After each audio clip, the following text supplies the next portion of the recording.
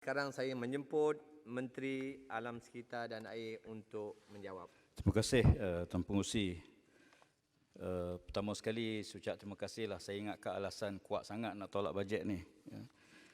Kalau alasan itu saya nak sebut bahawa beginilah. Pertama sekali Expo Dubai ni, Expo Perikanan Antarabangsa yang telah pun dimulai pada tahun dia telah mula tahun 1928 dan berterusan. Berarti dia adalah penyambungan. Dari Petua, saya ingin maklum bahawa Expo Dubai merupakan ataupun Expo Dunia Dubai ni yang bertemakan Energizing Sustainability pada kali ini merupakan satu bidang tugas utama di peringkat kementerian dan adalah amat penting untuk KASA terus terlibat selangsung dalam pengajuran Expo pada kali ini. Expo 2020 Dubai merupakan Expo dunia pertama yang diadakan di rantau Asia Barat, Afrika dan Selatan Asia Selatan dengan jumlah penduduk hampir 3.2 bilion dan KDNK melebihi USD 6.5 trilion. Expo ini bakal menjadi pintu masuk kepada pasaran baru negara membangun dan perdagangan selatan-selatan bagi keluaran negara. Untuk makluman, Dubai merupakan hub perdagangan antarabangsa di rantau Asia Barat. Pada tahun 2017, UAE merupakan rakan dagang Malaysia yang utama, destinasi ekspor terbesar dan sumber import kedua terbesar selepas Arab Saudi di rantau Asia Barat. Jumlah dagangan kedua hala meningkat 12.6% kepada USD 5.84 bilion ataupun bersamaan 25.18 bilion daripada USD 5.38 bilion ataupun 22.36 ringgit Malaysia bilion ringgit Malaysia pada tahun yang sama itu tahun 2016. Penyertaan Malaysia di Expo Dubai memberi tumpuan kepada perdagangan dan pelaburan sebagai hala tuju utama, di mana potensi perdagangan dan pelaburan sebanyak 10 bilion disasarkan. Justru itu, Pavilion Malaysia menyasarkan 1 juta orang pengunjung dengan penyertaan lebih daripada 200 buah syarikat, memperolehi 1,000 business lead dan 5,000 orang delegasi bagi program-program promosi perdagangan dan mengutamakkan 20 memorandum persefahaman atau MOU di Expo tersebut. Menteri. Ya. Tak ada. Saya faham. Kita sangat di sini, kita semua faham apa maksud Expo ini di Qatar dan sebagainya. Tak apa, kita faham, kita tahu dah. Okey, baik. Apa yang diminta oleh kita sini dah, yang peruntukan yang lebih itu 1.9 million itu untuk apa? Di dalam Expo ini kita sudah ada peruntukan dekat 60 juta ringgit.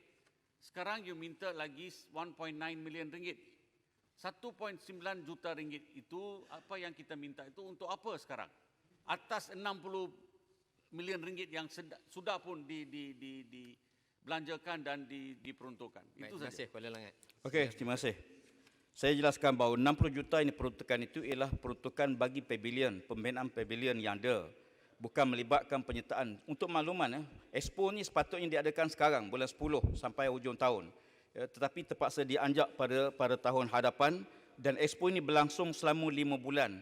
Dia bukan sahaja pavilion yang perlu kita peruntukkan. Kita juga perlu peruntukkan tentang pengurusan dia, pembinaan, pemantauan pembinaan pavilion, termasuk juga pengurusan kaki tangan yang akan ulalik yang melibatkan pelbagai pihak, dan peruntukan itu merupakan satu peruntukan yang memang sangat signifikan dengan isu yang berlaku, dengan keperluan yang berlaku. Sebab itu Expo Dubai diadakan pada bulan Oktober tahun depan untuk makluman hingga bulan Mac, bukan sebulan. Ya, Oktober sampai bulan Mac. Bermakna persiapan perlu diadakan oleh setiap kementerian. Peruntukan 1.9 juta adalah untuk program pameran dan seminar-seminar di peringkat antarabangsa dan ianya tidak termasuk dalam bajet 60 juta yang diperuntukkan di peringkat awal. Terima kasih. Terima kasih. Ahli yang berhormat, sekarang saya kemukakan masalah bagi diputuskan usul di bawah Peraturan Mesyuarat 669 bagi maksud bekalan B33 Kementerian Alam Sekitar dan Air oleh YB Petaling Jaya bahawa sebanyak 1,900,000 dan 500 hendaklah dikurangkan daripada jumlah sebanyak ringgit Malaysia 551,794,400 yang telah diuntukkan bagi maksud B33 di bawah Kementerian Alam Sekitar dan Air dalam jadual kepada Rang Undang-Undang Perbekalan 2021 DR 16/2020 iaitu dengan memotong secara keseluruhannya peruntukan sebanyak ringgit Malaysia 1,900,500 dari butiran 060300 untuk program aktiviti Expo Dubai 2021 di bawah maksud bekalan 33 Kementerian Alam Sekitar dan Air di dalam Anggaran Perbelanjaan Persekutuan 2021 Kertas Perintah 26 tahun 2020 hendaklah disetujukan. Tapi betul, saya mohon untuk oleh kerana biasa kita terma setuju. Usul ni kita minta tidak disetujukan dahulu sebelum disetujui. Sebab faham, usul faham. daripada pihak pemagang. Terima kasih. Sebab tu saya sebut kena dengar dengan jelas apa yang saya cakapkan. Ahli yang berhormat, yang bersetuju kata bersetuju. Setuju. Yang tidak bersetuju kata tidak. Tidak. Lebih Setuju. Lebih suara bersetuju. tidak bersetuju. Lebih suara bersetuju. Usul tidak Lebih suara disetujui. bersetuju. Lebih suara tidak bersetuju. Keputusannya tidak disetujukan. Bekalan B33 dan Kepala Pembangunan P33 di bawah Kementerian Alam Sekitar dan Air terbuka untuk dibahas. Suara jelutuan saja kuat, orang tak ada. Sekarang saya ada senarai nama pembahas. Saya jemput yang berhormat Kuantan. Dipersilakan Kuantan. 5 minit. Terima kasih Datuk Pengerusi.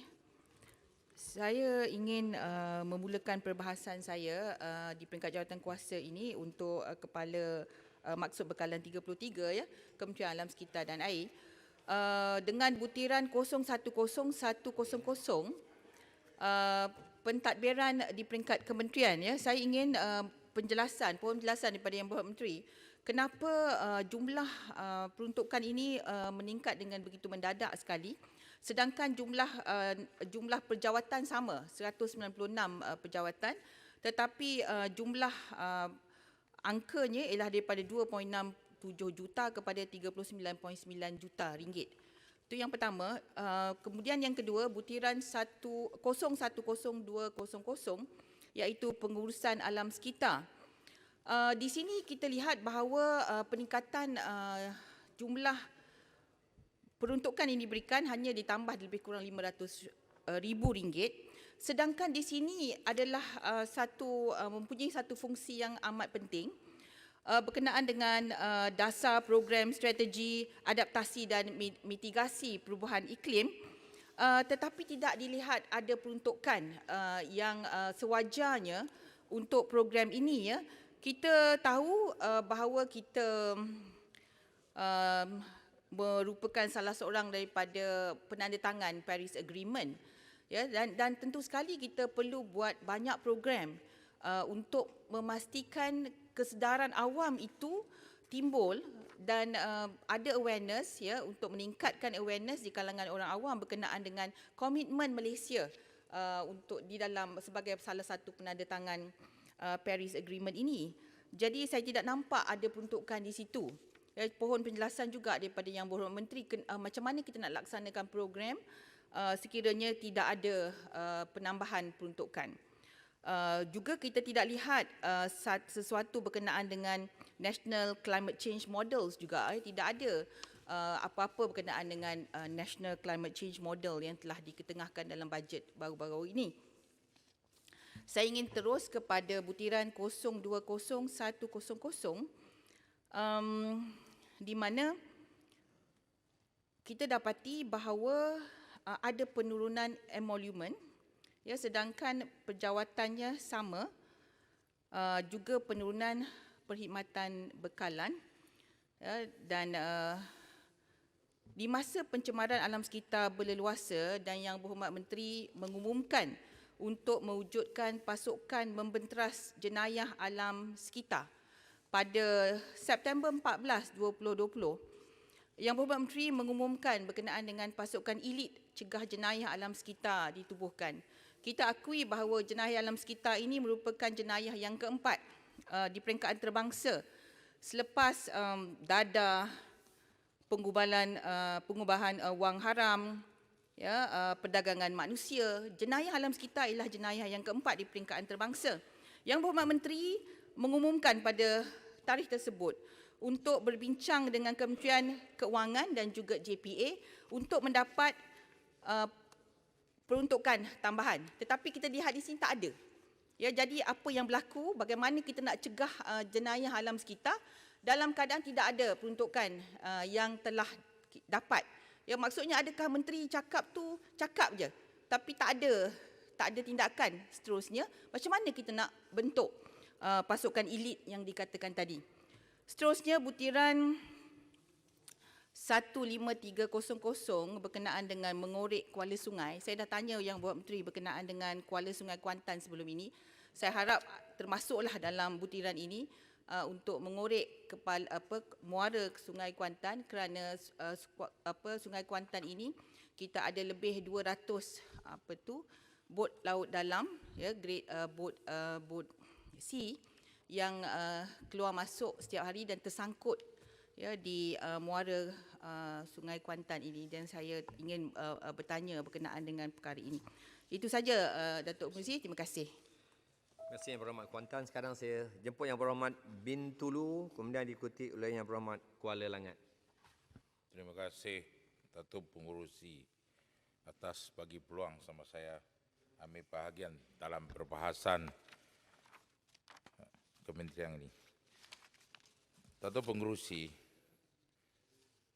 saya nak refer bagi putiran 14500, 15200, 15300, 16700 sekaligus.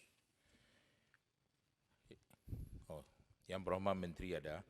Saya nak memohon Yang Berhormat Menteri ambil prihatin atas apa saya suntuk dalam ini isu. Mengenai isu menaik taraf infra di saluran Panda dan lain-lain. Kita sudah minta ini sudah lama, termasuklah menggorek kuala sungai, termasuklah korek itu Sungai Sibiu, dan juga kita banyak kali saya dalam Tewang ini, saya pun dah soal isu mengenai ini. Baru-baru ini kita Bintulu kena banjir, satu Panda boleh kata lebih daripada separuh sudah tenggelam. Ini pasal satu sungai punya sama Kuala Kemenah, Sungai Kemenah. Masalah dia hanya sudah citation, tidak ada peluang mendalamkan ini sungai. So hari ini saya mau tanya Yang Berhormat Menteri, adakah cadangan dalam tahun 2021 mendapatkan peruntukan untuk mendalamkan sungai di Bintulu ini? Dan juga dalam masalah ini saya nak soal, jangan membazirkan untuk buat pena pumping station ataupun pena bank. Contoh di Sibu, kita mesti mau turun padang, lihat kalau macam Sungai Rajang pun sama juga macam Sungai Sibiu, dia sudah siltation banyak, sudah tahu orang kata, layman word. Kalau kita cuma concentrate on pumping station sama pena hidup pump, lama-lama itu baru-baru ni pun Sibu kena banjir juga, Panda kena banjir, itu air mau pump bagaimana? So saya mintalah pegawai-pegawai daripada kementerian mesti mau turun padang dan lihat masalah betul-betul daripada mana. So saya difaham dia ada peruntukan, kata ada 300 lebih juta. Saya minta menteri ditangguhkan dulu guna ini peruntukan. Silalah turun padang, lihat sungai Sungai Rajang dan Sungai Ikan dulu. Barulah buat satu formula yang terbaik ataupun solution yang terbaik ataupun cara untuk menyelesaikan ini masalah. Yang Berhormat Menteri, mengenai isu memperbaiki ataupun mempersihkan sungai-sungai. Bintulu pun banyak sungai, tetapi selalu kita minta sekali kala saja kasih. Macam Sungai Kenaan, Sungai Kelapat, Sungai Sujang, Kampung Yalau, seberapa lagi lain-lain dan lain-lain. di luar kawasan pun tidak ada peruntukan untuk bersedia buat membersihkan sungai-sungai ataupun mendalamkan sungai-sungai. Saya nampak ini Putirang ini peruntukan pun cukup hebat. Ada punya bilion, ada punya ratus juta. Boleh tak Yang Perdana Menteri buat sedikit adjustment untuk kawasan Bintulu ini? Jadi saya memohon menyokong ini. Sekian, terima kasih. Terima kasih Yang Berhormat Bintulu. Sekarang saya jumpa Yang Berhormat Kuala Langat. Terima kasih, Speaker.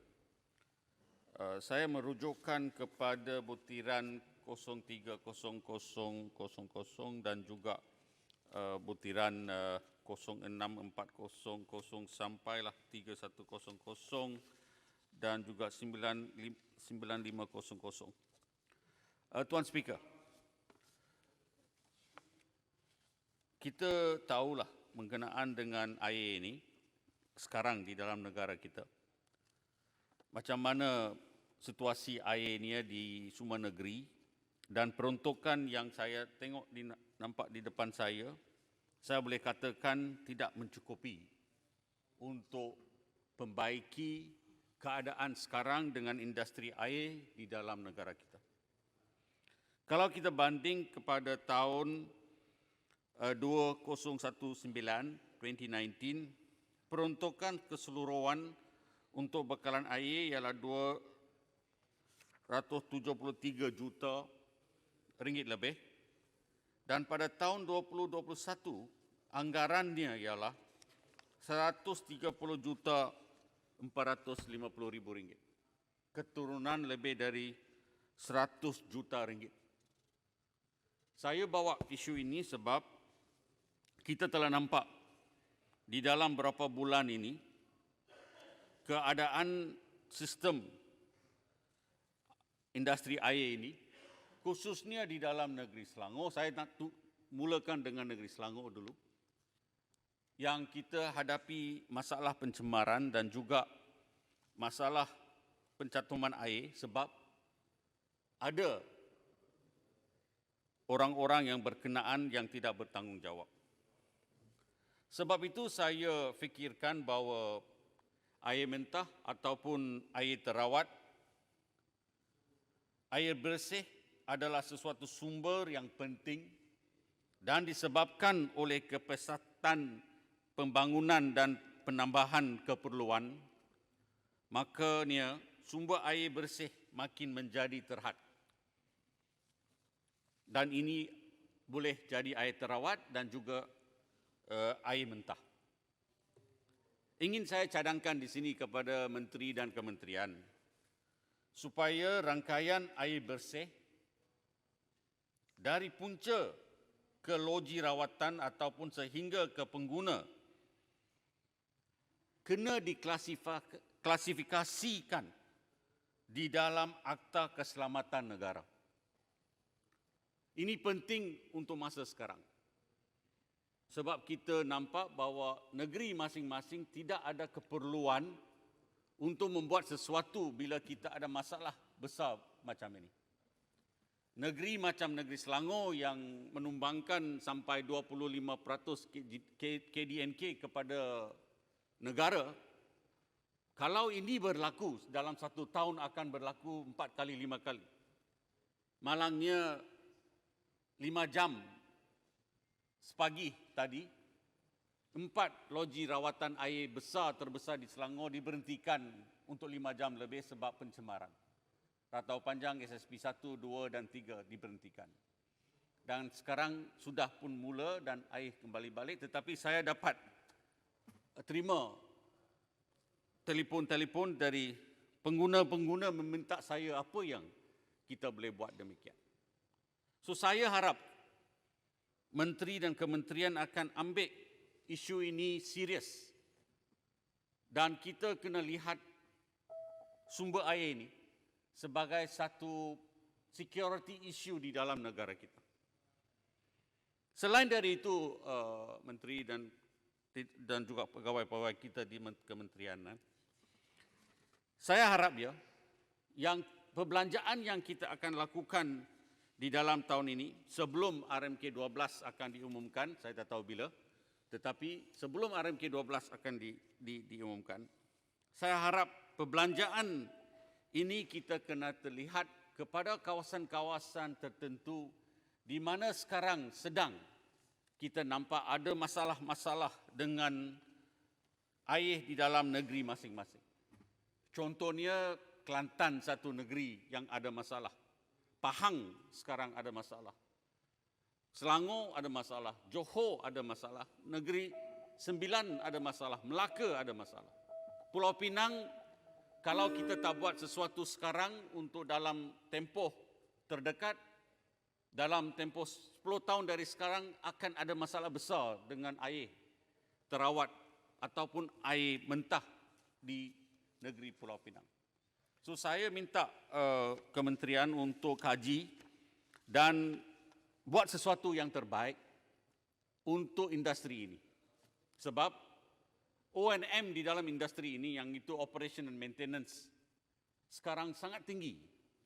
Dan penduduk sekarang rakyat Malaysia dia tak naklah adakan risiko di mana mereka akan mulakan satu industri lepas tu tidak ada air.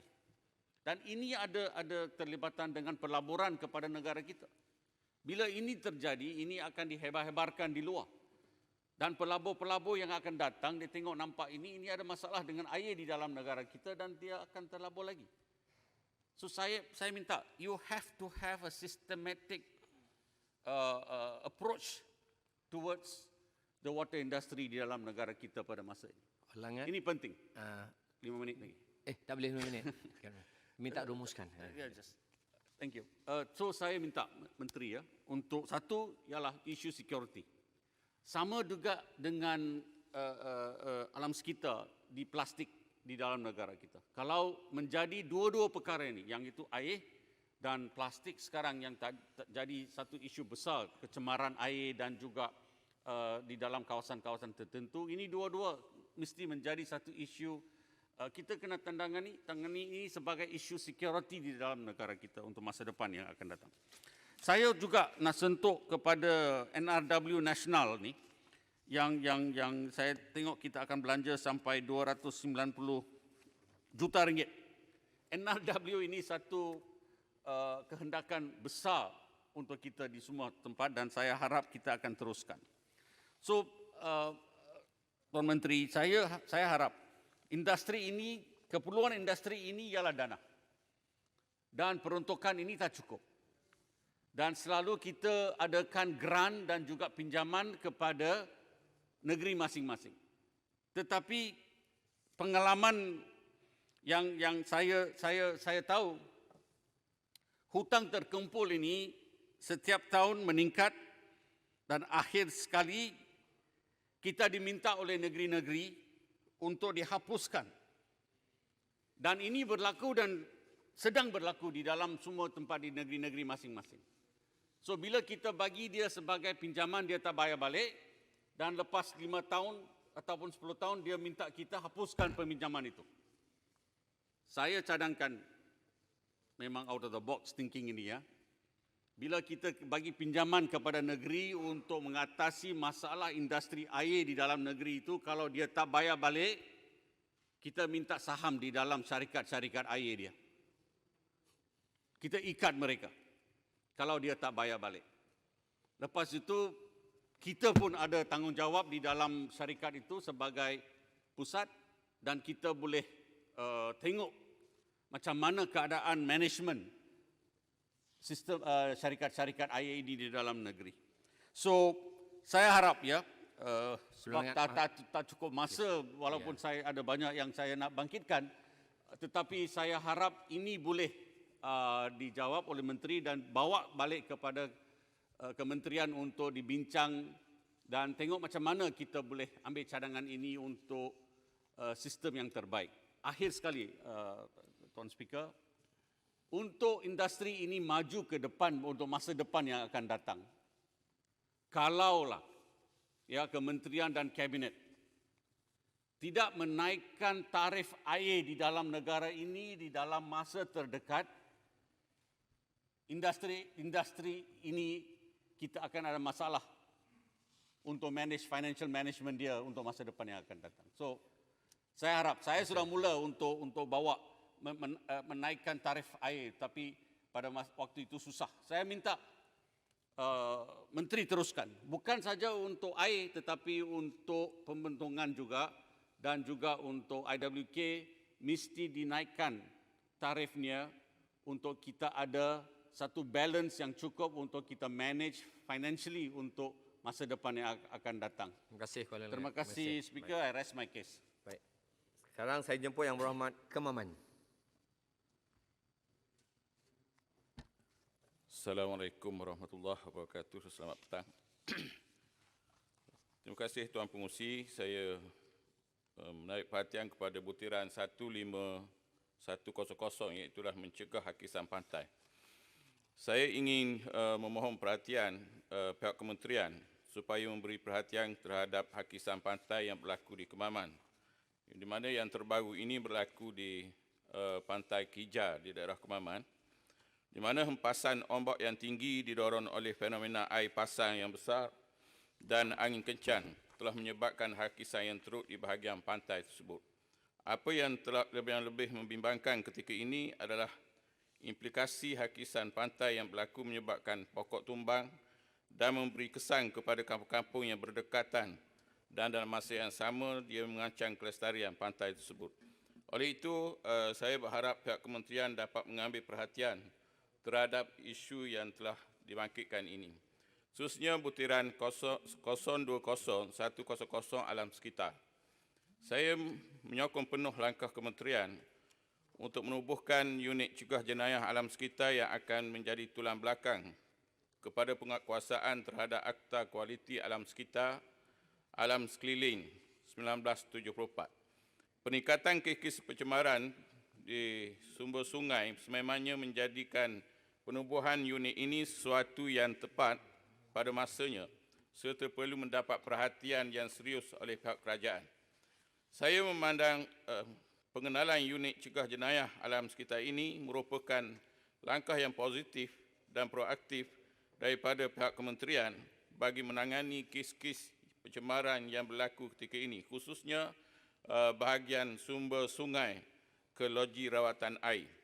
Oleh itu, saya ingin mendapatkan penjelasan daripada pihak kementerian mengenai penglibatan adaptasi teknologi bagi mengadvokasi langkah penubuhan unit cegah jenayah alam sekitar ini. Adaptasi teknologi ini melibatkan kaedah sistem maklumat geografi GIS, penggunaan inovasi drone serta pembangunan data raya yang perlu dibangunkan seiring dengan langkah penubuhan unit cegah jenayah alam sekitar ini. Aspek-aspek teknologi ini sudah tentu akan membantu penguatkuasaan bagi memastikan aspek pencegahan dan pemantauan dapat dilaksanakan dengan lebih berkesan. Persoalan saya, sejauh manakah aspek ini akan turut diberi perhatian oleh pihak kementerian. Sekian, terima kasih. Terima kasih. Berhormat Kemaman. Sekarang saya jemput Yang Berhormat Bakri, kemudian diikuti oleh Yang Berhormat Kinabatangan. Terima kasih Datuk Pengerusi. Bakri ingin merujuk kepada butiran 020-1000 alam sekitar. Saya ingin tahu apakah perkembangan dalam inisiatif untuk meminda Akta Kualiti Alam Sekeliling AKAS 1974 ataupun mewujudkan akta yang baru. Sebelum ini kami telah memulakan proses mengkaji semula AKAS dengan sasaran untuk membentang satu akta baru ataupun pindaan yang komprehensif untuk mencegah dan menangani pencemaran pada tahun ini. Pada sidang parlimen yang lepas, Menteri telah pun membuat komitmen untuk meneruskan inisiatif tersebut dan membuat komitmen juga untuk membawa pembentangan tahun ini. Tetapi sekarang nampaknya sudah lambat. Bakri ingin tahu sejauh manakah perkembangannya. Adakah kementerian akan menganjurkan sesi libat urus bersama dengan NGO dan juga wakil rakyat untuk memberi input kepada kementerian apabila kita menggubal ataupun membuat pindaan AKAS? Apakah tarik sasaran baru untuk pembentangan pindaan dan akta baru ini? Dalam butiran yang sama juga, Bakri juga ingin tahu sejauh manakah kementerian bersiap sedia untuk pelaksanaan pindaan Basel Convention on Transboundary Movement of Hazardous Waste yang telah diluluskan di the 14th Conference of Party. pada Mei 2019 di Geneva, Switzerland. Sejak kita mula menghantar balik kontainer-kontainer plastik haram ke negara-negara asal, Malaysia telah menjadi suara negara-negara membangun untuk menentang pencemaran plastik akibat pengimportan plastik tercemar dari negara-negara maju. Untuk makluman Dewan Yang Mulia ini, pendirian kita adalah kita hantar balik kontainer tanpa menggunakan 1 sen daripada kerajaan, dan caranya adalah dengan menggunakan klausa-klausa yang termaktub dalam Basel Convention. Pindaan baru yang dibuat itu akan menjadikan pengawalan kemasukan sisa plastik lebih straightforward dengan izin dan komprehensif, di mana negara pengimport sisa plastik tercemar perlu mendapatkan prior informed consent daripada negara yang menerimanya sebelum sebarang pergerakan sisa merentasi sempadan dilakukan. Pindaan ini akan berkuat kuasa 1 Januari 2021. Bakri ingin tahu apakah kesiapsiagaan kerajaan terhadap pelaksanaan pindaan tersebut. Adakah SOP-SOP yang telah kita lancarkan sebelum ini perlu diubah dan apakah detail yang kita ada untuk pelaksanaan pindaan ini. Seterusnya, Bakri juga ingin bangkitkan butiran 07200 Jabatan Alam Sekitar. Ini adalah satu perbelanjaan tahunan untuk perjanjian konsesi Environmental Quality Monitoring Program EQMP yang telah pun ditandatangani pada 2017. Pada sidang yang lalu, saya telah pun menggesa kerajaan untuk meneruskan proses usaha perundingan semula perjanjian konsesi ini yang telah pun kami mulakan sebelum ini. Tetapi saya perhatikan dalam bajet ini, butiran yang sama, jumlah anggaran harga projek tidak diturun tetapi meningkat 44 juta ringgit dari 908 juta ke 952 juta, dan jumlah perbelanjaan tahunan meningkat dari 69 juta ke 83 juta untuk bajet 2020 dan 2021. Minta penjelasan daripada Menteri tentang kenapa ada kenaikan dan bukan penurunan jika kita rundingan semula perjanjian konsesi ini. Kerajaan perlu memastikan bahawa perbelanjaan EQMP adalah value for money. Otherwise, 83 juta itu boleh digunakan untuk memperkasa Jabatan Alam Sekitar dengan memberi lebih-lebih jentera dan juga alatan-alatan terus kepada Jabatan Alam Sekitar. So saya ini minta penjelasan daripada Menteri tentang EQMP tersebut. Seterusnya, Bakri juga ingin merujuk kepada 040100 bertugas ke luar negara yang telah pun mendapat peruntukan sebanyak 500,000. United Nations Climate Change 26 Conference of Party COP26 yang sebenarnya diadakan tahun ini di Glasgow telah pun ditunda ke 1 hingga 12 November 2021, hujung tahun depan. Adakah kerajaan akan menghantar delegasi ke COP26 jika COVID sudah stabil? Berkenaan dengan COP26, apa yang sangat penting adalah berkenaan dengan UNFCCC, United Nations Framework Convention of Climate Change.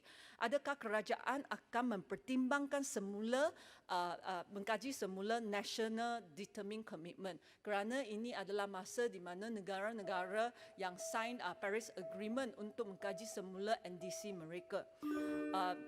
Sebagai contoh, Presiden Xi Jinping dari negara China telah pun membuat komitmen baru untuk menjadikan negara China carbon neutral menjelang 2060. China adalah salah satu penyerta yang paling penting dalam kumpulan negotiation rundingan Like-Minded Developing Countries LMDC, di mana Malaysia juga mengambil bahagian kerana kita nak menggunakan kuasa kolektif untuk membuat perundingan, leverage on group, untuk membuat perundingan dengan negara-negara maju.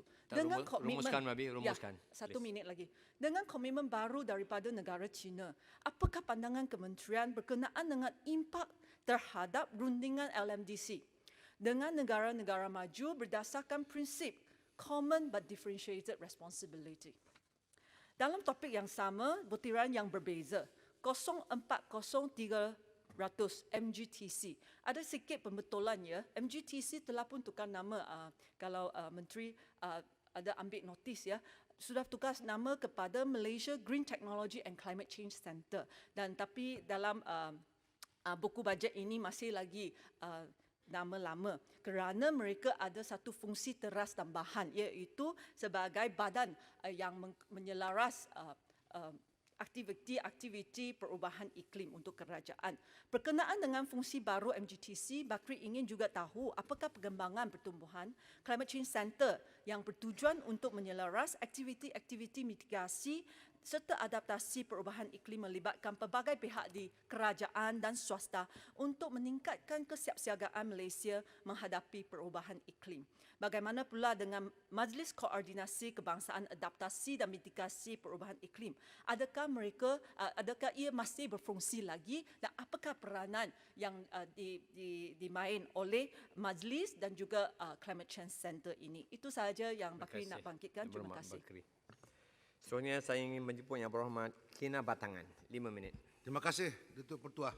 Saya ingin membahas butiran 024x0 pengurusan alam sekitar dan perubahan iklim dan 030-300 pengairan dan saliran, seterusnya 07200 alam sekitar. Itu Pertua. Masalah hari ini kita hadapi iaitu hujan. Hujan ini di sana sini. Walaupun kita tidak mahu, lebih-lebih lagi hari ini Yang Berhormat Menteri musim tengkujuh. Tetapi iklim dunia ini sudah berubah. Iaitu walaupun bukan musim tengkujuh, musim hujan, tetapi hujan turun, tidak berhenti-henti. Saya ingin berbicara dalam konteks Sabah, Tuan Pertua. Iaitu di Sabah ini ada beberapa daerah, Yang Berhormat Menteri, yang senantiasa dilanda banjir kilat. Apabila turun hujan daripada pagi sampai 2 petang, maka daerah itu, kampung itu akan tenggelam. Kereta besar pun naik ke atas, timbul. Dan ini mendatangkan mudarat dan musibah.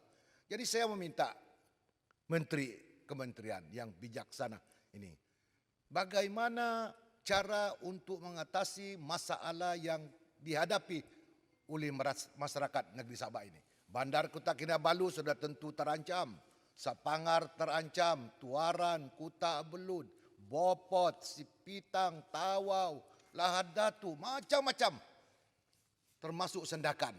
Jadi ini berlarutan bertahun-tahun. Kita tidak tahu bila ada jalan penyelesaian. Sedangkan kita dimaklumkan di dalam Al-Quran, setiap permasalahan pasti akan ada penyelesaian. Setiap kesengsaraan, dia kata, pasti akan ada kesenangan. Jadi rakyat Sabah ingin bertanya bila kesenangan itu agak-agak dapat terjemahkan.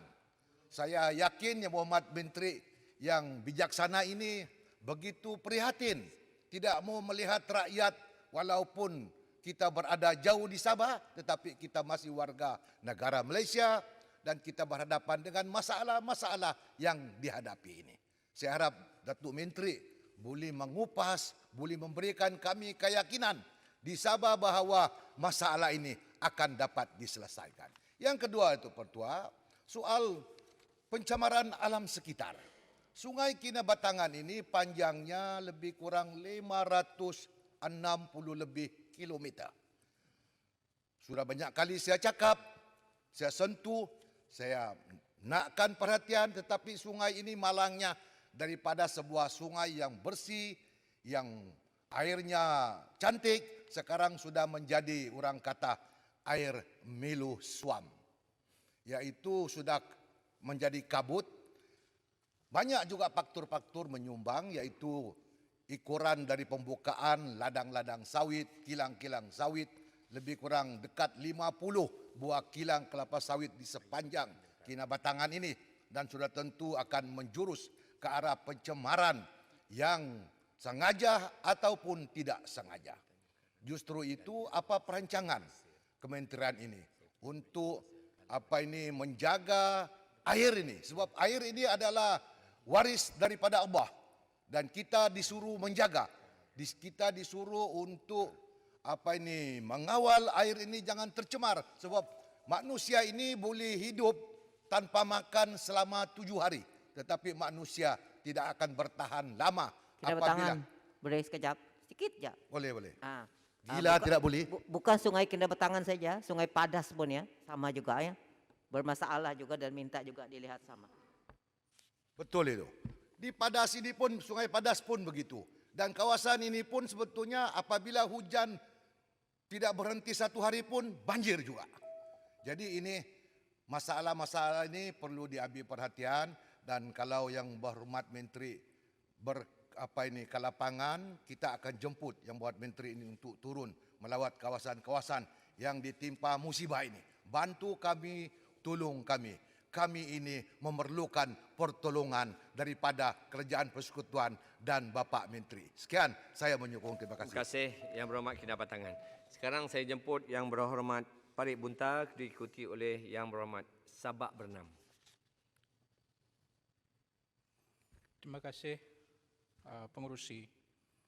Saya terus masuk kepada butiran 01000 yang melibatkan dasar pengurusan alam sekitar 010200.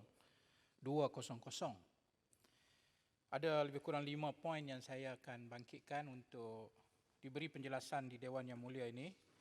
Pertama ialah dasar teknologi hijau. Kita semua tahu dasar teknologi hijau ini secara relatifnya masih baru di Malaysia. Apa yang saya perlu minta penjelasan kepada Menteri ialah sejauh manakah pencapaian dasar ini berpandukan kepada beberapa tujuan yang dibuat dasar teknologi hijau ini. Matlamat dia iaitu untuk kurangkan peningkatan penggunaan tenaga, tapi pada waktu yang sama meningkatkan pembangunan ekonomi. Seterusnya pertumbuhan ekonomi teknologi hijau, inovasi dan dasar pembangunan mampan. Ini adalah merupakan pokok teras kepada pencapaian yang saya ingin minta penjelasan sejauh mana kita dah capai semua matlamat-matlamat tersebut. Kedua, kita tahu bahawa salah satu daripada teras yang utama dalam perubahan iklim adalah untuk kita melaksanakan satu dasar ataupun program yang kita namakan sebagai nyah carbon ataupun decarbonization. Saya ingin bertanya, dalam keadaan kita sangat bergantung kepada fossil centric economy, sejauh manakah kita dapat mengatasi supaya tahap kebergantungan tenaga fosil itu dikurangkan, kerana Malaysia adalah yang kedua terbesar dari sudut per capita penggunaan fosil di rantau ini. Saya mohon penjelasan kepada Menteri. Yang ketiga ialah kita ada satu hala 7 yang kita namakan sebagai pembangunan berkarbon rendah ataupun low carbon economy, yang mana ia juga sangat relevan dengan suasana post-COVID yang akan kita lalui nanti. Kita tahu di dalam hala 7 pembangunan berkarbon rendah itu melibatkan sektor, contohnya pengangkutan. Ya, sejauh manakah tercapainya 40% yang disasarkan sehingga tahun 2030. Begitu juga dengan pendaftaran kereta baru yang disasarkan 100% adalah hybrid ataupun menggunakan elektrik. Sektor bangunan, sektor tenaga dan sektor air dan pengurusan sisa. Mohon penjelasan sejauh manakah hala 7 pembangunan yang dikatakan rendah karbon itu telah tercapai. Seterusnya yang keempat, saya ingin minta penjelasan kepada usaha-usaha untuk kita mengurangkan apa yang dinamakan sebagai jejak karbon ataupun carbon footprint. Saya dipahamkan pelaksanaan kaedah untuk kita membuat kiraan itu dipandukan juga kepada GDP negara. Dalam keadaan ekonomi hari ini di mana kita tahu penguncupan berlaku, apakah ini memberi kesan kepada usaha apa yang dinamakan sebagai greenhouse gas itu, sejauh manakah ia terkesan dalam keadaan ekonomi, sebab kita membuat perkiraan itu mengikut GDP dan bukan mutlak penghapusan atau pengurangan, tapi mengikut GDP. Akhirnya, ini persoalan yang lebih melibatkan penyelarasan di antara Kementerian Alam Sekitar dengan Perladangan, dengan Sumber Asli dan Perhutanan, kerana ia melibatkan pendekatan mitigasi, mitigation process, yang melibatkan pemuliharaan pengurusan hutan serta apa yang namakan bagi kita meningkatkan pemendapan karbon ataupun carbon sink, di mana dari sudut sumbangan carbon sink ini kepada greenhouse gas itu, GHG ini, dia menyumbang 90% ya kepada keberkesanan. Walaupun saya tahu ini bukan di bidang kementerian, tetapi oleh kerana dia duduk di dalam satu keperluan GHG ini, greenhouse gas ini, maka saya ingin bertanya sejauh manakah isu penyelarasan ini dibuat dengan berjaya dengan pihak perladangan yang melibatkan soal kelapa sawit dan sebagainya. Kerana kita tahu di dalam kelapa sawit dia ada apa yang dinamakan sebagai amalan NDPE, non-deforestation, no peat development and no exploitation. Dan ketiga-tiga itu melibatkan sumber manusia dari segi exploitation, melibatkan perladangan dan komoditi dari segi industri sawit, dan juga tenaga sumber asli iaitu no deforestation. Jadi saya nak tahu bagaimana konsep yang besar GHG ini dapat diselaraskan supaya kita tak mahu isu alam sekitar dan isu perubahan iklim ini tidak diinstitusikan sebagai satu keperluan menyeluruh dan bukan sekadar satu segmen di dalam kementerian. Mohon penjelasan. Terima kasih, Tuan Pengerusi. Terima kasih Yang Berhormat Farid Buntah. Menteri akan menjawab sekitar 3.50, tapi saya ada lagi. Saya ingin menyebut Yang Berhormat Sabak Bernam.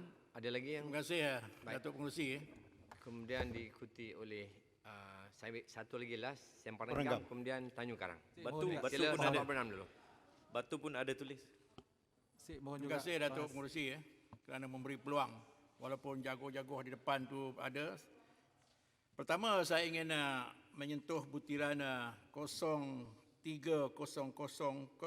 pengurusan air dan pembentungan, khususnya butiran 030200 perkhidmatan pembentungan yang mendapat peruntukan sebanyak 24,488,900. Saya ingin menyentuh berhubung dengan dua projek kritikal JPS di Parlimen Sabak Bernam kerana untuk menaikkan taraf pintu air Benteng Kepah dengan anggaran peruntukan sebanyak 3 juta bagi menggantikan pintu air yang telah uzur. Pintu air ini adalah untuk membuang air lebihan daripada Sungai Apung, Kampung Teluk Ru dan Kampung Parit Baru terus ke laut bagi mengelakkan kejadian banjir apabila berlaku kejadian hujan yang lebat. Dan beberapa kali apabila hujan lebat bermakna kawasan di Sungai Tawak itu akan banjir, dan saya mengharapkan untuk menaikkan benteng Sungai Lang dengan anggaran peruntukan sebanyak 6 juta bagi memperkukuhkan benteng pantai daripada kejadian fenomena air pasang besar yang boleh menyebabkan banjir besar berlaku. Saya ingin mendapat penjelasan apakah status kedua-dua projek kritikal ini dan berharap kerajaan akan segera melaksanakan kerana kita amat bimbang dan khawatir jika projek ini lambat dilaksanakan dan berlaku fenomena air pasang besar, akan berlaku banjir besar yang bukan sahaja merosakkan tanaman tetapi juga rumah kediaman serta mengancam nyawa. Kedua, berhubung dengan butiran 03000 mengenai pengurusan air dan pembentungan, khususnya butiran 030300 pengairan dan saliran yang mendapat peruntukan sebanyak 160,97,500 tahun 2021 berbanding 108,055,000 tahun 2020. iaitu pengurangan sebanyak 35% pada bajet 2021. Saya ingin menyentuh berhubung dengan bekalan air ke sawah-sawah padi yang merupakan tanggungjawab Jabatan Pengairan dan Saliran ataupun JPS dan Kawasan Pembangunan Pertanian Bersepadu AIDA Barat Laut Selangor. Selain Jabatan Pengairan dan Saliran JPS, Kementerian Pertanian dan Industri Makanan ataupun MAFI juga mendapat peruntukan untuk membaikkan palung di sawah-sawah padi. Kawasan Parlimen Sabak Benam mempunyai keluasan 3,235,079 hektar sawah padi. Kebanyakan palung-palung yang sedia ada didapati banyak yang telah rosak dan bocor kerana kebanyakannya telah berusia 30 tahun. Saya ingin mendapat penjelasan kerajaan, khususnya Kementerian Alam Sekitar. Jumlah peruntukan yang disediakan bagi pembaikan palung untuk sawah-sawah di kawasan Parlimen Sabak Benam. Saya merayu kepada Kementerian Alam Sekitar ataupun KASA supaya prihatin terhadap nasib pesawah-sawah di seluruh negara, termasuklah di Parlimen Sabak Benam, supaya menyegerakan pembaikan palung-palung ini bagi memastikan pendapatan pesawah tidak terjejas. Air sekali berhubung dengan butiran 0300 mengenai pengurusan air dan pembentungan, saya ingin menyentuh secara khusus butiran 030400 bekalan air Ibu Pejabat mengenai masalah gangguan bekalan air di negeri Selangor yang sering berlaku. Setakat ini dah 14 kali pada tahun ini saja. Baru-baru ini sekali lagi berlaku gangguan bekalan air pada 4 September yang membabitkan hampir 1.2 juta akaun di 7 wilayah Lembah Kelang. Saya ingin mendapat penjelasan apakah punca gangguan bekalan air yang sering berlaku di negeri Selangor ini dan nyatakan langkah dan tindakan jangka pendek dan jangka panjang kerajaan bagi mengatasi masalah gangguan bekalan air di negeri Selangor ini supaya tidak terus berulang. Memandangkan Malaysia merupakan sebuah negara yang mempunyai hujan yang tinggi, adakah kerajaan bercadang untuk mengkaji untuk menggunakan water reclamation system dan tubal well dengan izin bagi mengatasi masalah gangguan bekalan air di Selangor termasuklah di Lembah Kelang? Setakat manakah kemampuan loji rawatan air boleh mengatasi masalah pencemaran air di loji rawatan air ini dengan lebih cepat dan berkesan? Apakah indikator pencemaran sungai menggunakan tone ataupun bau bukan indeks kualiti air mengikut Jabatan Alam Sekitar? Sekian, terima kasih. Terima kasih Yang Berhormat Sabak Benam. Sebenarnya masa 45 minit dah cukup. Okey. Tadi yang Dipertua dah Datuk janji Pengerusi tadi. boleh bagi sebab Tara belah bagi ni hari. Kita tunggu sejam dekat sini. Yang Dipertua dah janji tadi. Butiran boleh kurangkan 3 minit? Sembang Renggam? Tiga, boleh. Saya minta Sembang Renggam 3 minit, Ya. kemudian Tanjung Garang 3 minit. Sila. Saya Serai. terima kasih Yang Dipertua. Yang lain minta mencelah, please. Padang Serai. Sila 3 Sembang minit. Renggam. Okey, terima kasih Yang Dipertua, Yang Berhormat Menteri. Butiran 06400 dan 15200 berkaitan rancangan bekalan air Johor dan juga rawatan air sungai.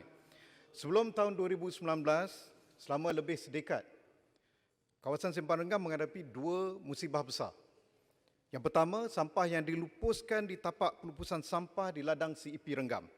Ini telah menyebabkan bau busuk dari kawasan pelupusan sampah ini dan menyebabkan pencemaran udara, pencemaran bau dan mengganggu keselesaan hidup warga penduduk Renggam. Manakala limpahan larut lesap ataupun licit daripada sampah tersebut telah memasuki Sungai Benut yang membekalkan air bersih kepada penduduk Sempang Renggam dan Pontian Utara. Kesannya selama lebih sedekad. Apabila hujan lebat, air larut lesap masuk ke dalam Sungai Benut dan menyebabkan pencemaran air dan pembekalan air bersih terpaksa dihentikan oleh loji rawatan air Sempang Renggam kerana kandungan amonia yang amat tinggi. Maka penduduk akan mengalami masalah bekalan air. Lazimnya, apabila hujan lebat, rakyat Sempang Renggam akan mengalami masalah ketiadaan air. Ini telah berlaku lebih sedekad lamanya sebelum tahun 2019.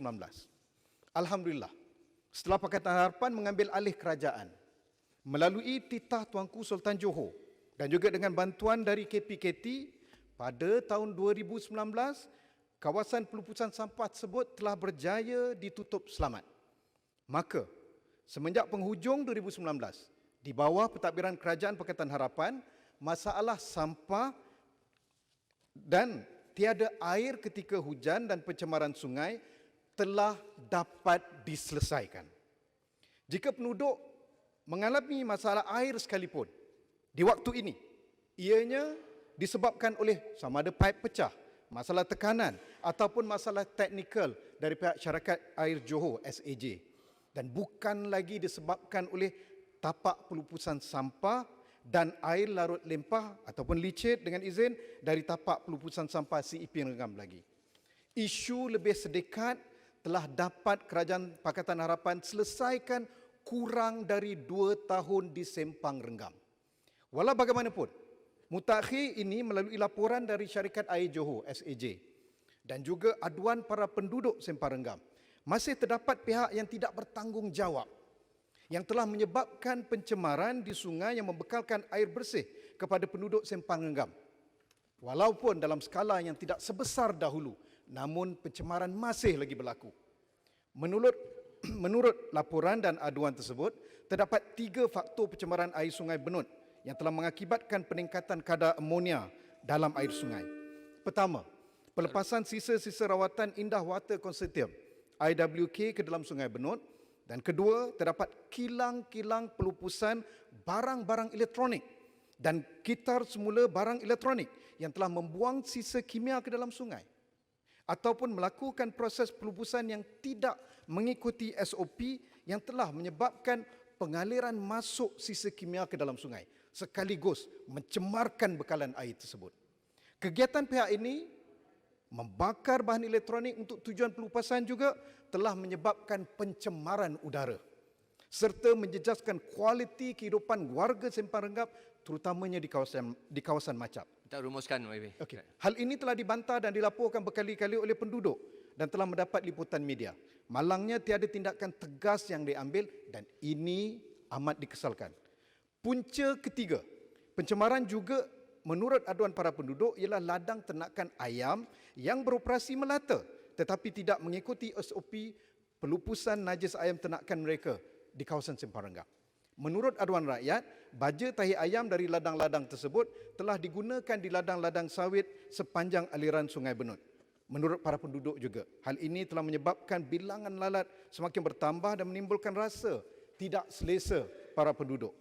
Hasil pemerhatian pelbagai pihak, keadaan ini adalah berpunca dari ladang ternakan ayam yang tidak menguruskan najis ayam ternakan mereka secara sepatutnya. Hal ini pernah mendapat perhatian media, tetapi tiada tindakan tegas dari pihak berkuasa, terutamanya daripada Jabatan Alam Sekitar. Saya menyeru pihak kementerian dan menteri sendiri yang pernah berjanji dengan saya untuk datang ke Sempang Renggam dan membantu kami para penduduk bagi melihat sendiri punca-punca pencemaran ini dan mengambil tindakan yang sewajarnya. Masa dah tamat dah ni. Warga Sempang Renggam amat mengharapkan tindakan tegas oleh pihak kementerian bersama pihak-pihak lain yang terlibat. Saya mohon mencadangkan. Terima kasih Tuan Ketua. Terima kasih Yang Saya jemput Yang Berhormat Tanjung Karang. Terima kasih bagi 3 minit. Saya cuba tamatkanlah tak menjadi Sempang Renggam lebih daripada masa yang diberi. Silakan. Saya terus pergi ke butiran 15100 mencegah kisahan pantai.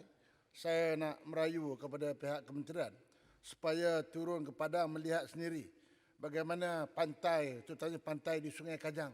Bila air pasang, air akan melanda dan masuk kampung seperti biasa. Tentulah akan merosakkan tanaman dan juga hasil pertanian.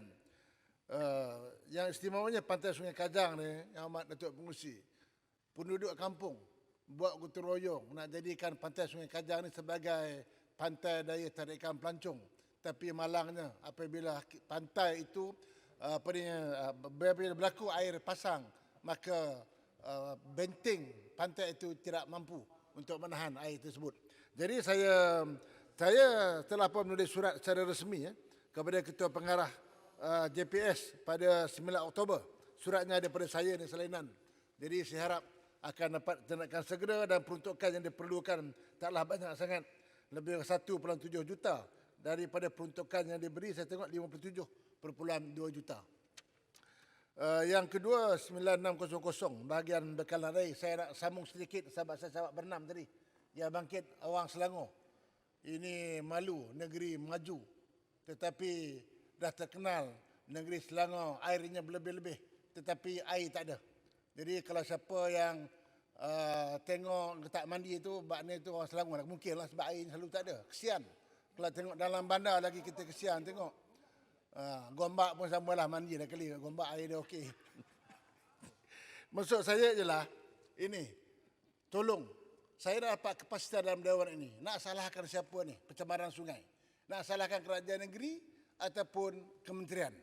Atau adakah task force dibuat kerjasama bersama-sama antara kerajaan negeri dengan kerajaan pusat. Bagi saya mudah saja benda ni. Pergilah turun padang tengok. Kalau buat kilang-kilang haram si manis si parenggam cakap tadi tu. Betul. Mengapa tak ambil tindakan? Kalau tengok status tanah pun dah tahu dah. Kalau kilang tidak buat di atas tanah pertanian, dah tentulah tak boleh. Kalau buat atas tanah komersial sekalipun tetapi tidak memenuhi syarat PBT, tentulah tidak boleh. Mana boleh bagi amaran? Mesti dia ambil tindakan segera. Jadi saya nak dapat penjelasan. Nak salahkan kerajaan federal atau kerajaan negeri, khususnya di negeri Selangor, bila pencemaran air ini tak berhenti berlaku. Terima kasih banyak. Terima kasih Yang Berhormat Tanjung Karang. Yang Berhormat. Boleh saya satu soalan saya. Macam mana boleh mengatasi kemudian Arau Las. Ya, Sila Ipoh Barat. kita ada masalah besar di Ipoh di mana kerap kali hujan. Ada banjir di Hawthorne Garden, di Kampung Taili, di Lim Garden dan sebagainya dan Taman Suria. Dan saya difahamkan dalam perbincangan yang kita ada dengan JPS, nampaknya tidak ada kewangan yang cukup untuk mengatasi masalah-masalah tersebut. Dan oleh kerana sebab tersebut, banyak di mana rakyat sangat susah di sana. Dan ini adalah kerana sungai tidak dikorek beberapa lama, tidak ada ban-ban diwujudkan yang cukup dan tidak ada floodgate yang cukup. Dan saya difahamkan jika diagihkan sebanyak 5 juta ringgit sahaja, semua masalah banjir di sana dapat diatasi. Dan saya pohon agar inisiatif ini dibuat supaya jangan ia berlanjutan. Saya difahamkan tahun ini saja banjir setiap bulan banjir.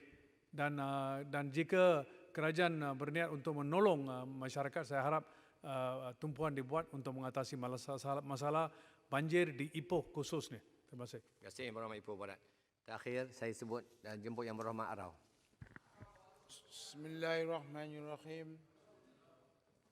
Terima kasih. 07200 Jabatan Alam Sekitar. Kita tahu bahawa tanah ialah hak negeri, hak berkuasaan negeri. Hutan hak negeri, air hak negeri. Dan banyak perkara yang berlaku, kerajaan persekutuan tidak boleh campur tangan. Dan banyak pelanggaran syarat-syarat pembukaan hutan, sama ada secara sah ataupun tidak sah, yang melanggar peraturan. Tetapi kerajaan mempunyai satu pendekatan, senjata yang terakhir, iaitu Jabatan Alam Sekitar. Yang Berhormat Menteri yang saya kasih, sahabat saya, boleh melihat ini supaya tindakan diambil. Kerana kerajaan negeri juga tak mampu untuk mengambil tindakan kepada perkara yang berlaku. Contohnya penerokaan tanah haram atau penolakan haram di Kemaran Highland dan juga di lodging. Dan mereka telah melanggar syarat cerun, iaitu tiap-tiap kawasan pertanian dia mesti ada kadar cerunnya. Saya kurang pasti berapa, mungkin bekas menteri tahu, iaitu dia ada kadar cerun, saya ingat 30%. Kalau dia melebihi 30%, dia telah melanggar Jabatan Alam Sekitar. Tindakan kena ambil. Kerajaan negeri sendiri minta tolong kerajaan pusat supaya ambil tindakan kepada orang yang melanggar syarat ini. Tapi dia bukan melanggar syarat. Membuka hutan itu sebenarnya telah melanggar syarat. Mencuri buka hutan.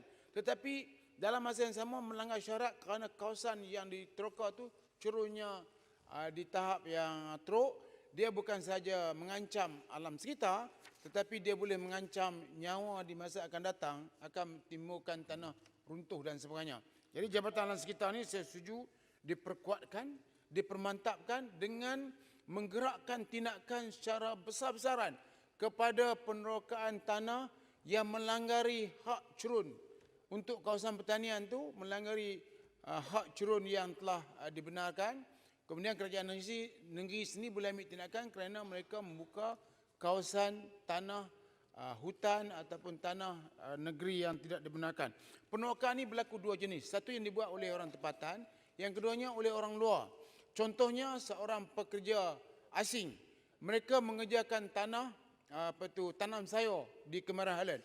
Mereka bukan sahaja tanah tu tanah yang diteroka cara haram, tetapi mereka sendiri teroka tanah tu. Contohnya kalau tokenya ada 5 ekar, dia akan teroka 1 ekar untuk dia sendiri. Nampaknya usaha penerokan haram ni bukan saja dibuat oleh orang tempatan, tetapi juga dibuat orang luar.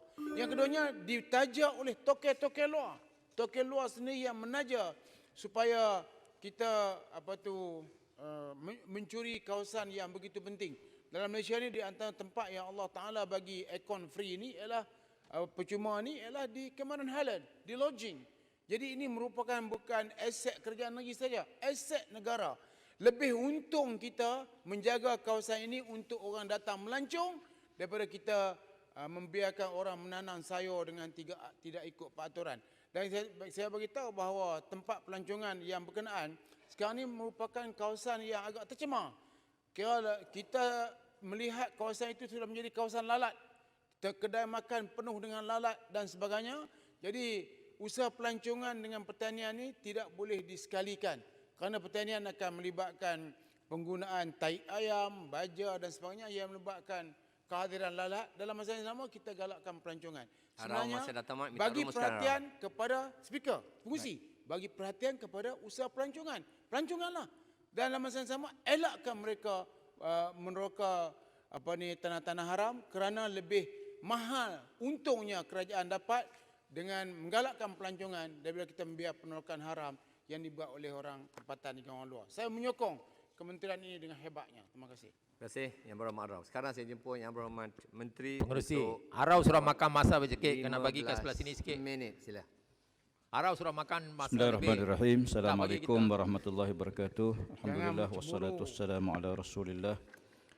Pertama sekali saya merakamkan ucapan terima kasih kepada para pembahas yang keseluruhannya berkurang 14 orang termasuk 3 yang membahas sebagai usul. Dan sebahagian di antara yang dibangkitkan itu saya yakin saya tak dengan masa yang diberi saya tidak sempat menjawab keseluruhannya. Bagaimanapun saya akan beri fokus kepada beberapa perkara secara asas dan saya akan lihat kepada satu persatu perkara-perkara yang dibangkitkan secara khusus. Untuk makluman tuan sekalian bahawa Yang Berhormat Kuantan telah pun membangkitkan isu belanjawan peruntukan yang naik mendadak. Saya nak jelaskan bahawa bagi belanjawan tahun 2020, KASA tidak mempunyai sebarang peruntukan khusus bagi aktiviti pengurusan. Peruntukan kepada KASA hanya diterima semasa peruntukan semula peruntukan tahun 2020 pada Mei 2020 dengan pembentukan sebuah kementerian baru. Untuk itu, peningkatan peruntukan daripada 2.67 juta kepada 39.91 juta lagi bagi menampung kepelbagaian keperluan kementerian yang diperuntukkan semula dan pembentukan kementerian baru yang melibatkan perbelanjaan, enrolment, sewaan, perolehan aset dan pengoperasian kementerian. Yang Berhormat Kuantan juga menimbulkan isu tentang unit jenayah alam sekitar kerana tidak ada satu peruntukan yang dikhususkan. Untuk makluman, bahawa kita telah pemula operasi mulai 1 Oktober 2020 secara pentadbiran. Bermaksud bahawa dia masih kita menggunakan apa yang sedia ada pada waktu ini.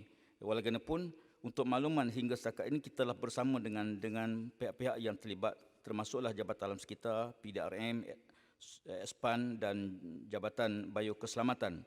Dan hingga setakat ini kita telah memulakan operasi. Untuk makluman daripada 1 Oktober, kita telah pun unit jenayah alam sekitar ini telah pun beroperasi sebanyak 5 kali bersama dengan PDRM dan ternyata hasilnya sangat positif dan kementerian memberi perhatian yang sangat serius isu penubuhan unit jenayah alam sekitar dan kita yakin perkara ini akan kita mohon dalam peruntukan nanti sebagai memperkasakan cadangan yang telah pun dibuat oleh pihak kementerian. Kemudian saya nak bangkitkan isu yang dibangkitkan oleh Yang Berhormat Kuala Langat menimbulkan isu air. Saya nak jelas gini, isu yang berlaku pencemaran air di Selangor ini, banyak yang Muhammad telah bangkitkan. Pertama sekali dia melibatkan isu pencemaran bau. Ya. Dan kita di peringkat air, 1 ton itu telah kita tutup loji. Sebab dia kalau kita minum pun kesan bau, kalau masak pun akan ada bau. Maka apa yang kita buat sekarang ialah setelah kita meliti, apakah punca penyelesaian kepada langkah-langkah yang perlu diambil oleh pihak kementerian. Yang pertama, perlunya kita ada sumber alternatif bila sungai utama berlaku pencemaran. Lantaran itu kita telah pun memperkasakan beberapa program tap takungan air pinggiran sungai. Sebagai satu alternatif, sekiranya sumber utama itu tercemar, maka loji boleh mengambil air daripada sumber yang kedua, daripada tap, supaya bekalan air kepada pengguna tidak putus. Dan ini dalam kerangka besar kita telah untuk makluman kita tap ini telah pun kita mula dalam RMK 11 untuk makluman 11 tap telah pun di banner, iaitu tap Jernih, tap Melaka, tap Sungai Johor dan tap Linggi yang telah diperuntukkan sebanyak 1.4 bilion. Dan KASA memperluaskan penggunaan air boleh guna juga dibangkitkan oleh beberapa pihak tadi, reclamation water ini, air boleh guna atau air tebus guna ini kita gunakan kembali dan kita telah memperkasakan beberapa program supaya kilang-kilang industri dapat menggunakan balik supaya kita boleh menjimatkan penggunaan air mentah yang dibekalkan kepada pengguna. Di samping itu, kita meletakkan sasaran bagi air tebus guna ini kepada 1,500 juta liter sehari yang dapat dimanfaatkan oleh pihak industri. Minta penjelasan. Ya. Tadi saya dengar dengan jawapan Ibu Menteri berkait dengan cara untuk mengalirkan air supaya tidak ada gangguan air untuk orang ramai. Tapi soalan di sini bukan apa yang berlaku selepas sungai itu dicemarkan. Soalan itu macam mana kita boleh memberhentikan pencemaran sebelum pencemaran itu berlaku. So saya nak minta pandangan Ibu Mat yang juga dilontarkan oleh yang YB yang lain, iaitu adakah kerajaan ada plan untuk mengatasi pencemaran sebelum ia masuk kepada sungai. Itu yang pokok. Selepas pencemaran itu afterthought. Terima kasih Kelang. Terima kasih. Sebenarnya apa yang kita lihat sekarang, kita tingkatkan penguatkuasaan dari segi operasi bersama dengan unit jenis alam sekitar tadi, memastikan bahawa pencemaran tidak berlaku. Walaupun penglibatan beberapa pihak termasuk kerajaan negeri, kerajaan tempatan dan sebagainya bagi mengawasi kilang-kilang sepanjang sungai, dan di samping itu kita juga meningkatkan keupayaan dari segi peralatan supaya pencemaran itu tidak berlaku. Walaupun kita tidak boleh menjamin bahawa 100% tidak akan berlaku pencemaran sepanjang sungai kerana keluar sungai tersebut, dan realiti yang sedang berlaku sekarang ini. Apa yang kita buat di Pak Kementerian ialah kalau sekiranya ditakdirkan berlaku juga pencemaran dan pengguna tidak terputus bekalan, apa alternatif? Ya. Di samping kita mencegah supaya jangan berlaku pencemaran. Dan untuk makluman, daripada apa yang berlaku ini, pencemaran hanya berlaku pada Selangor, pada 2 sungai berbanding dengan beribu lagi kita punya roji lawatan air di seluruh negara. Dengan kata lain bahawa insiden begini kita cuba atasi di peringkat awal supaya tidak berlaku pencegahan. Sebab tu kita memantau semua kilang-kilang yang mengeluarkan bahan-bahan terjadual dan pelupusan bahan tersebut dapat disempurnakan, di samping kita meningkatkan beberapa tindakan-tindakan pengawalan kepada sumber-sumber tersebut. Jadi selain daripada itu kita telah menyebut, saya sebut kata ialah soal kita apa alternatif ya, mesti kita laksanakan supaya yang penting bekalan pada pengguna tidak terputus sewaktu mana sungai kita tercemar. Kuala Langat juga membangkitkan isu bekalan air seluruh negara. Untuk makluman Dewan Mulia, daripada 674.75 juta peruntukan diluluskan untuk projek bekalan air pada tahun 2021, sejumlah 399.65 juta adalah secara langsung dan 275.1 juta adalah secara pinjaman. Untuk makluman Dewan Yang Mulia, kerja-kerja pembinaan dan naik taraf loji rawatan air seluruh negara dengan jumlah peruntukan sebanyak 207,108,100, kerja-kerja pemasangan dan penggantian paip agihan ke seluruh negara sebanyak 38,200,500, dan kerja-kerja pembinaan takung air pinggiran tap yang saya sebut kata ialah sebanyak 14,100,000, dan kerja-kerja pembinaan empangan seluruh negara diperuntukkan sebanyak 63 juta. Projek penyaluran air mentah juga dibangkitkan tadi ialah, untuk makluman, isu yang dibangkitkan ialah penyaluran air mentah daripada Pulau Pinang. Kita sedang mengadakan perundingan dan pertemuan telah pun diadakan dengan pihak kerajaan Perak untuk menyelesaikan isu bekalan air yang diminta oleh Pulau Pinang daripada negeri Perak, dan saya yakin penyelesaian dapat kita laksanakan. Dan untuk makluman juga, Perak bersedia dengan memenuhi segala keperluan dia lebih awal sebelum dia jual ke Pulau Pinang. Ya, itu yang ada satu masalah kan, seorang nak jual air mentah, seorang nak beli air terawat. Tak apa, saya nak bangkitkan satu perkara yang dibincang di sini.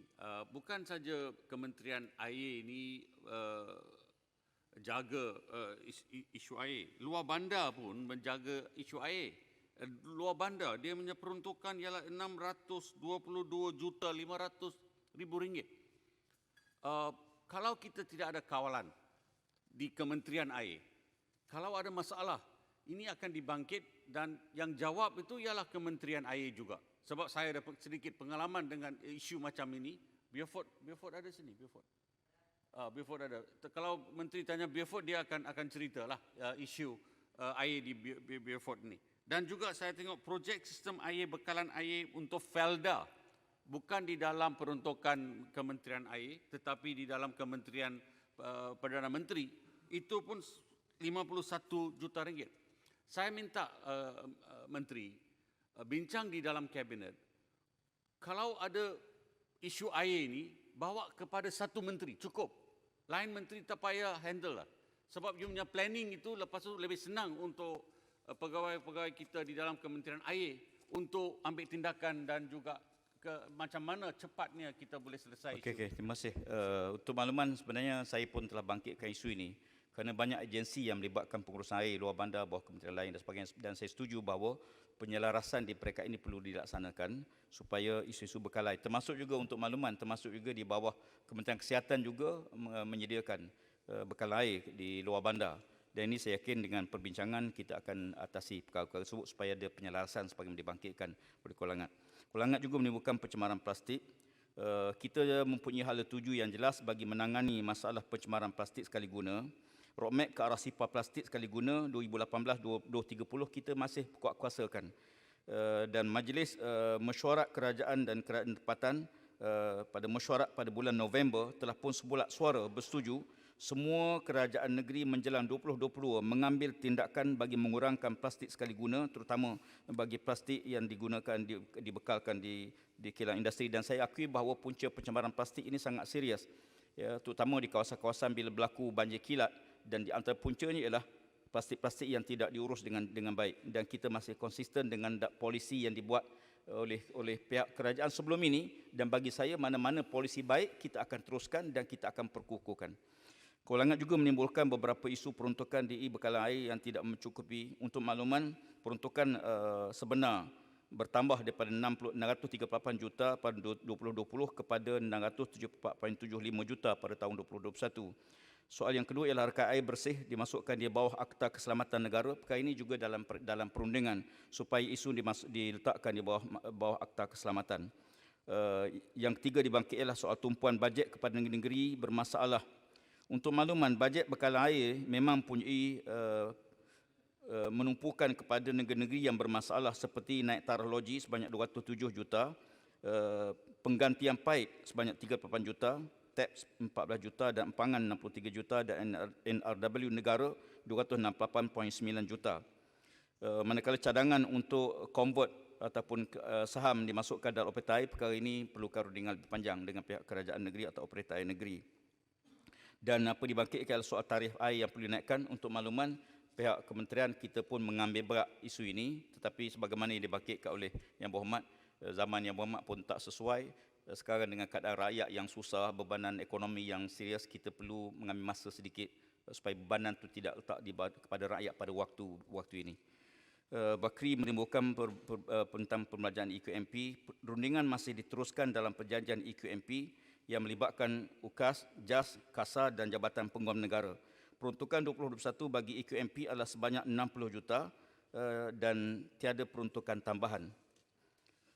Tentang hakisan pantai dibangkitkan, Bakri menimbulkan banyak persoalan. Sebahagian tu saya akan jawab. Sebenarnya ada Oleh kekangan masa, saya akan beri secara bertulis. Dato' Pengerusi, boleh minta Sedikit je. ya, minta Menteri untuk bagi secara bertulis boleh tentang di butiran 07 200 Jabatan Alam Sekitar, sebab biasanya dalam butiran ini adalah untuk EQMP, tapi sekarang pecahan kalau boleh secara bertulis bagi kita apakah pecahan di dalam butiran 07 200 ya. Baik, terima kasih Bakri. Okey, kalau untuk saya jawab saya ringkas, penyaluran pembiayaan EKMP ini seperti berikut.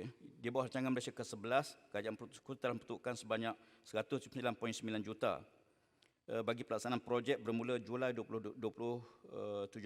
Di bawah rancangan Malaysia ke-12, Tak payah panjang. Boleh saya akan jawab bertulis. Terima kasih. Yang berhormat Kemahaman menimbulkan hakisan pantai, pihak kementerian akan membuat siasatan dan akan pantau, akan memaklumkan kepada Yang Berhormat. Untuk makluman juga bahawa kita telah pemohon dalam peruntukan RM ke-12, RP kedua tentang hakisan pantai di Kemahaman. Yang Berhormat Kinabatangan mengangkitkan isu banjir. Saya ringkaskan peruntukan sebanyak untuk menangani isu banjir, bajet 2021 telah diperuntukkan sebanyak 569.3 juta bagi pelaksanaan rancangan tempatan banjir. Pelaksanaan rancangan tempatan banjir ini melibatkan selama 3 projek meliputi seluruh negara. Kalau saya boleh ringkaskan bahawa negeri-negeri yang mendapat peruntukan bagi RTB ialah Sabah 17 projek sebanyak 109 juta, Kedah 9 projek 53.7, Pahang 5 projek 49 juta dan Kelantan 4 projek 49 juta dan negeri-negeri lain saya akan listkan secara bertulis. Perak. Negeri Perak ada 8 projek sebanyak 20 juta 110 ribu diperuntukkan. Saya harap di untuk Ipoh atasi. dah. Ya, dah ada dalam peruntukan. Yang Berhormat Kinabatangan, untuk makluman bagi mengatasi masalah banjir di negeri Sabah, Kementerian akan mempertimbangkan pelaksanaan kajian pelan induk saliran mesra alam sebagai rujukan perancangan infrastruktur di kawasan tersebut. Penglibatan pihak berkuasa tempatan juga adalah amat penting. Dan saya suka menambahkan sikit bahawa isu-isu banjir ini dia melibatkan pelbagai agensi dan pelbagai pihak, selain pada PBT, pihak kerajaan negeri dan sebagainya. Pihak kementerian melalui JPS juga mengambil perhatian yang serius. Dalam rancangan Malaysia ke-11, kerajaan meluluskan peruntukan sebanyak 746 juta bagi pelaksanaan projek-projek rancangan tempatan banjir di negeri Sabah yang dilaksanakan oleh JPS sebagai agensi pelaksana. Sebanyak 8 projek dalam peringkat pelaksanaan ditapak, manakala 7 projek di peringkat awalan bagi merangkumi kawasan Kota Kinabalu, Penampang, Putatan, Sepanggar dan kawasan-kawasan yang dibangkitkan oleh Yang Berhormat.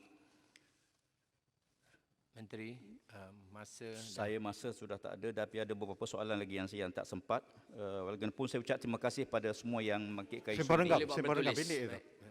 Saya akan jawab saya betul lah, ya, sebab sebahagiannya pendek je. Si Perenggam ni sebenarnya isu dia dah dibangkitkan dan saya pun dah jawab secara betul secara lisan dalam sesi yang lepas. Isu pencemaran yang berlaku itu ialah telah di bawah KPKT dan perkara itu telah selesaikan. Isu yang melibatkan veterina yang sebagai dibangkitkan ialah melibatkan agensi lain, bukan di bawah Kementerian Kasar. Yang pelupusan bahan kimia, bahan elektronik.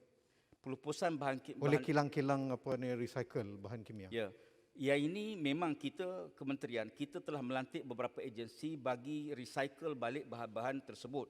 Walau bagaimanapun mereka mesti mematuhi peraturan-peraturan yang ada. Saya ambil perhatian pada yang dibangkitkan oleh Yang Berhormat untuk kita lihat secara lebih dekat apa yang dibangkitkan itu, insya-Allah. Dan kita menjemput datang ke Semparangam, insya-Allah. Mohon Menteri juga untuk soalan pariwisata diberi banyak soalan dibangkitkan dan jawapan bertulis. Ya, saya akan jawab tulis, insya-Allah. Semua yang dibangkitkan saya akan jawab, termasuk daripada Parit Bunta. Saya bagi komitmen. Sebenarnya saya jawapan dah ready, ya, tapi oleh kerana masa yang tidak mengizinkan. Saya ucap terima kasih pada yang dibangkitkan panjang lebar oleh pembahas. Dan saya harap peruntukan ini dapat kita luluskan secara sebulat suara. Terima kasih. Assalamualaikum warahmatullahi wabarakatuh dan selamat petang. Terima kasih Yang Berhormat Menteri.